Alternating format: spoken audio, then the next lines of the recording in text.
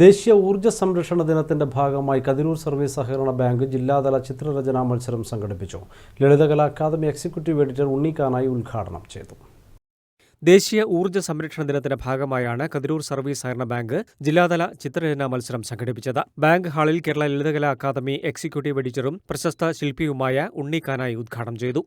ഈ അവസരം എന്ന് പറഞ്ഞാൽ സൂചിപ്പിച്ച പോലെ നമ്മൾ ഏത് വഴിയിലാണ് നമുക്ക് വരുന്നതെന്ന് പറയാൻ പറ്റില്ല.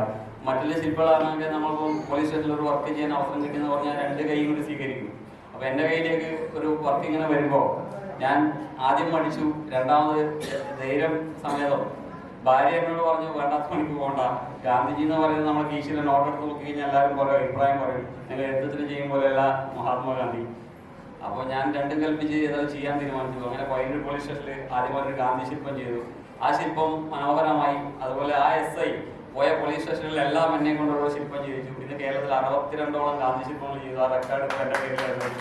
അത് പറഞ്ഞതുപോലെ അത് നിമിത്തമായിരിക്കും കേരളത്തിന് ഏറ്റവും ഉയരം കൂടിയ ഗാന്ധി ശില്പം കാസർഗോഡ് കളക്ടറേറ്റിൽ.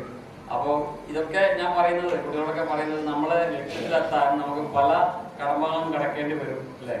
ബാങ്ക് പ്രസിഡന്റ് ശ്രീജിത്ത് ചോയൻ അധ്യക്ഷത വഹിച്ചു. ചിത്രകാരൻ Ponnam Chandran, bank assistant secretary M Rajesh Babu എന്നിവർ സംസാരിച്ചു. ജില്ലയിലെയും മാഹിയിലെയും 100 കണക്കിന് വിദ്യാർത്ഥികളാണ് മത്സരത്തിൽ പങ്കെടുത്തത്. വിജയികൾക്ക് ക്യാഷ് പ്രൈസും സമ്മാനിച്ചു. News bureau, Thalassery.